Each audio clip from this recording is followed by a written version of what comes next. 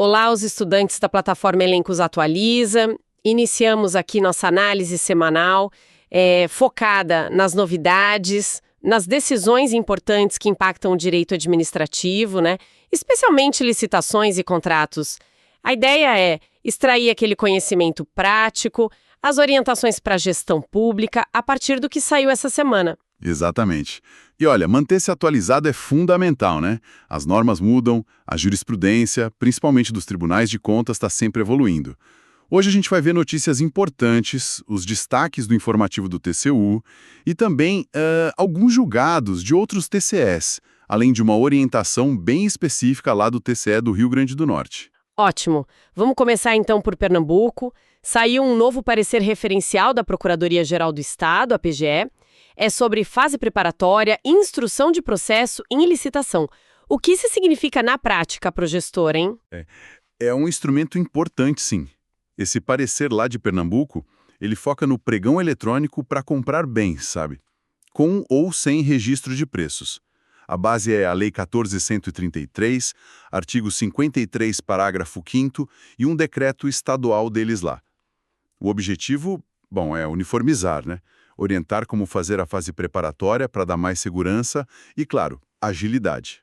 Entendi. E o que ele exige, assim, para que o gestor possa usar com segurança? Então, o parecer é bem detalhado sobre os documentos. Para poder usar e dizer que está tudo conforme, precisa de 3 coisas, basicamente. Uma nota técnica do jurídico interno do órgão, um checklist específico que vem junto com o parecer e também uma declaração dizendo que atendeu às minutas padrão de edital e contrato da própria PGE. Vira tipo um roteiro, né? Parece que ajuda a padronizar. Mas tem alguma restrição? Serve para qualquer pregão de bens? Tem uma limitação sim, e é importante, o valor. Por enquanto, usar esse parecer não dispensa análise lá da PGE se o valor da contratação passar de um limite que está numa portaria deles, a 84 de 2024. Ou seja, para contratos maiores, com o valor mais alto, a PGE ainda tem que analisar caso a caso. A ideia é agilizar o que é mais padrão, mas manter um controle extra para os valores maiores, entende? Entendi. Uma ferramenta útil, mas com esse controle pelo valor. Agora, mudando de assunto, uma notícia que deu o que falar. O TCU voltou a discutir a questão do agente de contratação sem vínculo efetivo. Esse ponto sempre gera dúvida, né? Sempre. E a Lei 14.133 tentou clarear isso. O Acórdão 2293 de 2025, do plenário do TCU, analisou uma denúncia numa concorrência para regularização fundiária. E a principal irregularidade confirmada foi justamente essa. Nomearam um agente de contratação que não era servidor efetivo, nem empregado público do quadro permanente. Isso vai contra o artigo 6º e o artigo 8º da nova lei. Certo. Mas a decisão do TCU, ela abre alguma exceção? Tem alguma situação que permitiria isso? Olha, o TCU até admite uma exceção, mas é bem restrita mesmo. A regularidade pode ser afastada só se tiver uma justificativa, assim, extraordinária. E tem que ser formal, motivada pela autoridade máxima do órgão. Não é fácil, não. Tem que demonstrar que era algo muito fora do comum. Nesse caso do acórdão, ou não justificaram, ou a justificativa não colou para o tribunal. Mas essa possibilidade de justificativa não tem um risco de virar regra? De esvaziar a ideia da lei? De profissionalizar a função? Esse risco existe sim. É um ponto de atenção para os gestores e para o controle. A ideia do TCU, ao prever a exceção, parece ser para casos muito, muito particulares, talvez municípios pequenos com falta extrema de gente, sabe? Mas a régua para aceitar essa justificativa tende a ser bem alta. A regra é clara. Agente de contratação tem que ser do quadro permanente. Desviar disso exige uma super justificativa. E vale lembrar, nesse mesmo processo aí, o 2293, tinha outras falhas. Exigência de qualificação restritiva, fazer exceção sem analisar a impugnação. Aí o TCU mandou anular a concorrência toda. A mensagem do TCU parece bem firme quanto à necessidade do vínculo e do processo correto. Vamos então para o boletim 557 de jurisprudência do TCU. Quais os destaques para a gente? Vamos lá. Primeiro, o Acórdão 2088 de 2025 do plenário. Trata de fraude à licitação por apresentar declaração falsa para comprovar qualificação técnica. O ponto-chave aqui é que o TCU entende que só apresentar o documento falso já é a fraude. É um ilícito formal, de mera conduta, lá do artigo 46 da Lei Orgânica do TCU. Nossa, quer dizer que só entregar o papel com informação errada já basta. Não precisa nem ter tido prejuízo para o cofre público. Exatamente isso. A intenção de enganar, que se mostra ao entregar o documento falso, já configura o ilícito. E a consequência pode ser pesada, viu? Pode levar à declaração de inidoneidade da empresa. Aí ela fica impedida de licitar e contratar com o governo federal por um tempo. A mensagem é: honestidade na documentação é crucial. Muito importante isso. E o próximo destaque? O Acórdão 2109 de 2025, também do plenário. Esse aí fala de exigência de qualificação técnica. Sempre um tema delicado, né? O caso era sobre exigir experiência anterior específica em obras com dinheiro federal. O TCU achou isso impertinente e restritivo, porque não tinha uma justificativa boa que mostrasse por que essa especificidade da origem do recurso era necessária para o objeto da licitação. Ah, então a experiência tinha que ser com o tipo de obra e não de onde veio o dinheiro. A não ser que tivesse uma razão muito forte para ligar as duas coisas. Perfeito. A origem do recurso geralmente não muda a complexidade técnica da obra, né? Exigir experiência com verba de fonte X ou Y sem mostrar tecnicamente por que isso é essencial, aí viola a Lei 14.133. Os artigos 9º e 67 falam que a qualificação tem que ser pertinente e não pode restringir sem motivo. A qualificação tem a ver com o objeto, não com a burocracia da fonte do dinheiro, a não ser que se prove o contrário. Faz todo sentido. E o Acórdão 5488 de 2025, da segunda Câmara do TCU, Esse foi numa tomada de contas especial, TCE, do Programa Farmácia Popular, naquela modalidade Aqui Tem Farmácia Popular. A bronca principal foi que as farmácias credenciadas não apresentaram as notas fiscais de compra dos remédios que elas entregaram para o pessoal e que o programa pagou. E por que isso é tão grave assim? Porque sem essas notas de compra não dá para rastrear, né? Impede de comprovar o tal do nexo causal, aquela ligação entre o dinheiro público que a farmácia recebeu e a despesa que ela teve para comprar o remédio. Sem essa prova, como garantir que o dinheiro foi usado certo? O TCU considerou a falha grave, comprometeu a regularidade dos pagamentos do Ministério da Saúde e pode dar até ordem para devolver o dinheiro. É um lembrete forte sobre guardar bem os comprovantes. Um ponto-chave sobre prestação de contas, sem dúvida. Vamos agora para as decisões de outros tribunais. Tem uma resposta à consulta do TCE do Rio Grande do Norte, é sobre simplificar formalidades em contratação direta, artigo 95 da Lei 14.133. Sim, essa consulta é sobre uma dúvida bem prática. Como funcionam juntos os artigos da lei nova que falam de simplificação? A pergunta era se nas dispensas por valor baixo, sabe? Aquelas do artigo 75, inciso 2º, para bens e serviços até R$50 mil, se daria para aplicar a simplificação ainda maior do parágrafo 2º do artigo 95. Esse parágrafo fala de despesa de pronto pagamento, hoje até R$10 mil, que pode dispensar algumas coisas tipo termo de contrato, nota de empenho prévia. E aí? O TCRN deixou misturar as regras para simplificar mais ainda a dispensa de R$50 mil. A resposta foi não. O TCRN separou bem as coisas. A dispensa do artigo 75, inciso 2, aquela de até 50 mil, ela segue o caminho normal da despesa. Planeja, autoriza, empenha antes, liquida, paga. O que o artigo 95, lá no caput e inciso 1, permite para essas dispensas é trocar o contrato formal por algo mais simples. Carta-contrato, nota de empenho, ordem de serviço. Agora, o regime do artigo 95, parágrafo 2º, que é o pronto pagamento até 10 mil, ele é diferente. É para despesa pequena, imediata, tem regras próprias.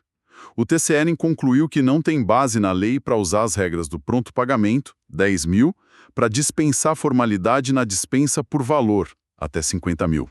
Entendi. Então, peraí. A dispensa até 50 mil pode ter o instrumento do contrato simplificado, mas o processo ainda precisa do empenho prévio e tudo mais. Já o pronto pagamento até 10 mil é outra história, um regime especial. Não dá para usar um para flexibilizar o outro. Uma distinção importante para o dia a dia. Exatamente, são regimes diferentes com requisitos diferentes. Aplicar certo evita problema lá na frente. Ainda no Rio Grande do Norte, teve o Acórdão 478 de 2025, do Pleno. Falou do princípio do formalismo moderado. O que essa decisão reforça para a gente? Ela confirma a importância desse princípio. O acórdão diz que desclassificar uma proposta só por falha formal, daquelas que dá para corrigir, sabe?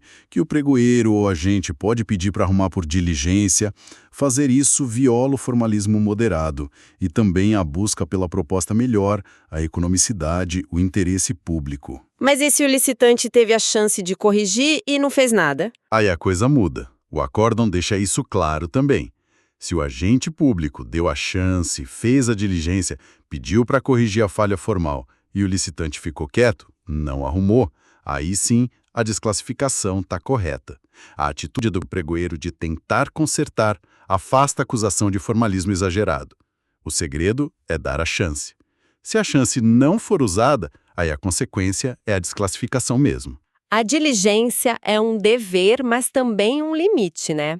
Mudando de estado, vamos para o Ceará. O TCE, no Acórdão 3066 de 2025, falou sobre presunção de inexequibilidade. Isso. Era uma representação contra a desclassificação numa cotação eletrônica para obra. O ponto central da decisão do TCE cearense foi sobre preço inexequível. O tribunal entendeu que proposta com valor abaixo de 75% do orçamento da administração gera uma presunção absoluta de inexequibilidade. Ação forte, que bota um critério objetivo bem firme. Na prática, essa presunção, embora tecnicamente seja relativa, juris tantum, o tribunal trata como muito forte. Significa que, a princípio, o tribunal já acha que aquele preço não para em pé. No caso que eles julgaram, a desclassificação foi mantida porque a empresa, mesmo com diligência, não conseguiu provar com dados técnicos e econômicos fortes que daria para fazer a obra por aquele preço. O limite de 75% vira um sinal vermelho forte. A empresa tem que trazer prova muito concreta para derrubar essa presunção e ali não conseguiu. Uma referência objetiva importante para obras lá no Ceará, então. E para fechar essa rodada, temos uma decisão do TCE de Tocantins, processo 6598 de 2024. O problema é um clássico, falta de planejamento na compra de combustível. Olha só que interessante, se a gente juntar tudo que a gente conversou, o planejamento bem feito lá na fase interna é um ponto que aparece direto nas análises dos tribunais, né? Nessa decisão do TCE, a contratação foi considerada irregular justamente por falha no planejamento. Mais especificamente na hora de definir quanto combustível comprar. O tribunal reforçou a importância dos estudos técnicos preliminares, os ETPs, e do termo de referência, o TR. Esses documentos, ETP e TR, são a alma do negócio, né? Exato. É neles que tem que estar a justificativa da necessidade, a memória de cálculo mostrando como chegou na quantidade estimada, a pesquisa de preços e como se buscou a melhor solução para a administração. Não é só sair licitando. Tem que mostrar por que precisa comprar, quanto precisa, tudo bem fundamentado. E aquele argumento comum de usar o consumo do ano passado, o TCE aceitou isso? Não assim, solto e sem documento. Dizer que calculou baseado no histórico só vale se essa análise estiver lá no processo, direitinho, com documento, planilha, memória de cálculo que mostre a projeção. Só falar que olhou o passado não basta. E nesse caso ainda tinha um agravante. Licitaram 70% a mais do que usaram no ano anterior. Isso reforçou a ideia de que faltou critério. Mesmo o relatório de sistema de frota, se não for colocado no processo com análise e cálculo, não serve para validar a estimativa depois. O TCE foi claro. Falha no planejamento da quantidade é irregularidade já conhecida na jurisprudência deles. A lição é essa. Planejamento não é só papel, é a base da boa contratação e tem que estar no processo bem detalhado. Bom, então para a gente recapitular. Vimos a importância da padronização lá com o parecer de Pernambuco, os critérios duros para agente de contratação e as consequências de documento falso ou exigência sem nexo, pelo TCU, a necessidade de comprovar bem as despesas em programas como Farmácia Popular, as diferenças importantes que o TCRN fez sobre contratação direta e simplificação, a aplicação correta do formalismo moderado também no RN, a regra dos 75% para inexequibilidade no Ceará e, por fim, essa necessidade gritante de planejar bem, documentar tudo, como no caso do combustível em Tocantins. Ufa! Exatamente. Todos esses pontos, eles convergem para uma necessidade, né? Que é o conhecimento técnico profundo e sempre atualizado do gestor público. Dominar essas regras, esses entendimentos dos tribunais, desde lá do comecinho do planejamento até a fiscalização, a prestação de contas. É isso que evita irregularidade, garante o bom uso do dinheiro e busca eficiência. E é justamente esse apoio que a plataforma Elencos Atualiza procura oferecer. E falando em apoio e conexão com os temas, temos uma recomendação bem pertinente hoje. Convidamos a acessar a aula Credenciamento para Fornecimento de Combustível com Ronaldo Corrêa. Ela já está disponível na plataforma Elencos Atualiza e o tema tem tudo a ver com essa decisão do TCETO que a gente acabou de comentar, né? Fala das particularidades, dos cuidados na contratação de combustível, incluindo o planejamento e a alternativa do credenciamento. Perfeito. E para a gente encerrar, fica uma reflexão. Diante dessa ênfase toda que a gente viu hoje no planejamento detalhado, na documentação correta, principalmente lá no início da contratação, será que não existe algum processo específico na área de atuação de quem nos acompanha que poderia ganhar muito com uma revisão? Uma olhada proativa nos estudos preliminares, nas justificativas, antes mesmo de começar o próximo ciclo de contratação? Pode ser um exercício bem valioso para melhorar a gestão e diminuir riscos futuros.